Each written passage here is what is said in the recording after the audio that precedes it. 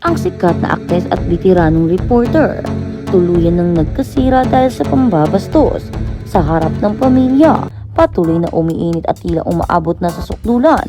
Tensyon sa pagitan ng sikat na kapamilya aktres na si Kim Chiu at ng kilalang showbiz personality at reporter at talent manager na si Ogie Diaz.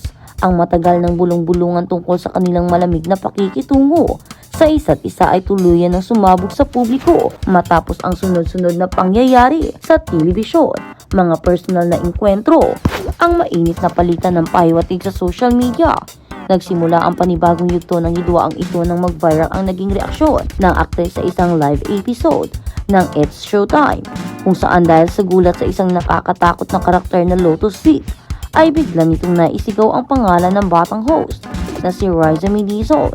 Ang insidenteng ito na umani ng sari-saring kritisismo ay naging mitya upang buksan ng bitiranong reporter ang mas malalim na issue tungkol sa sinasabing tunay na ugali ng aktres sa pamamagitan ng kanyang online program.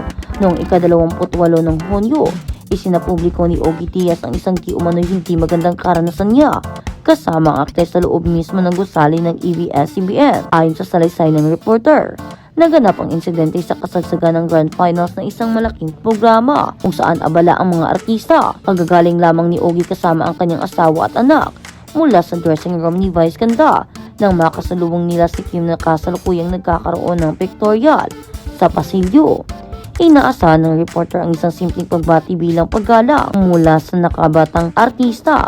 Ngunit sa halip ay nakatanggap umano siya ng malamig at sarkastikong patama mula sa aktres na nagtatanong kung bakit siya nakapasok at welcome sa nasabing lugar. Agad umano sinagot ng reporter ang actress at ipinagtanggol ang kanyang karapatang nandoon bago sila tuluyang maghiwalay ng landas na may namumuong inis sa bawat isa. Ang pangyayaring ito ay nag-iwan ng matinding pagkadismaya hindi lamang sa reporter kundi maging sa kanyang asawa na nagtaka ng labis na sa naging matalim na tono ng aktres, lalo na at kasama nila ang kanilang pamilya. Binunyagi ng reporter na ang malamig na pakikitungong ito ay nakugat pa sa isang nakaraang hidwaan kung saan tinanggihan di umano siya ng kampo ng aktres para sa isang inaasam na eksklusibong panayam. Ipinunto ng bitiranong reporter ang kanyang matagal na panunungkulan at pamamayagpag sa industriya na nagsimula pa noong taong 1992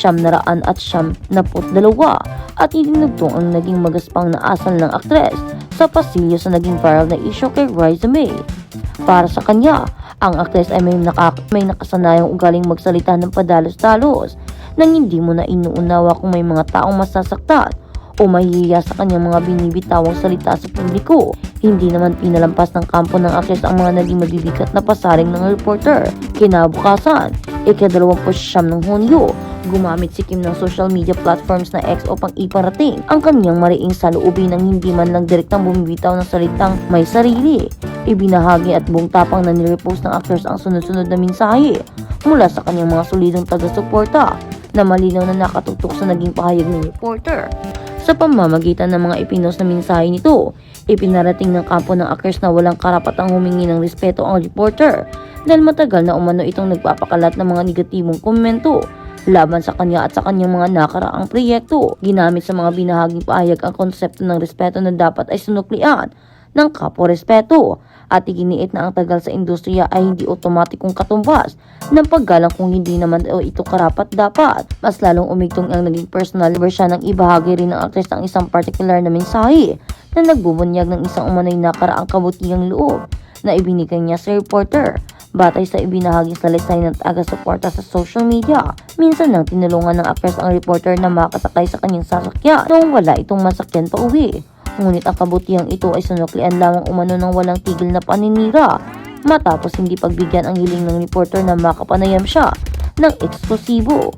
Ipinagdiinan ng mga taga na hayagang sinang-ayunan ni Kim sa pamamagitan ng paglakay nito sa kanyang sariling account na ang reporter mismo ang magpasalamat dahil palagi nitong ginagamit ang pangalan at kasikatan ng aktres upang magkaroon ng pumatok na laman ang kanyang mga palabas sa internet. Ang matapang at palaban na hakbang na ito ng actress ay gumulat sa maraming nagmamasid sa industriya dahil tila pinili nitong mas piliin pa o painitin pa ang sitwasyon sa halip na palipasin na lamang ng tahimik. Ipinakita ng mga naging susunod-sunod na aksyon sa social media na naninindigan ang actress sa kanyang naging asal sa pasilyo ng network at hindi siya kailanman matitinag sa mga bumabati ko sa kanya. Sa kasalukuyan patuloy na nahahati ang opinyon ng taong bayan. Sino ang may tama at may mali sa dalawang kilalang personalidad, habang inaasahan ang pag-aayos ng kanilang matagal ng lamigan ay tuluyan na naging isang imposibleng pangarap para sa industriya ng showbiz.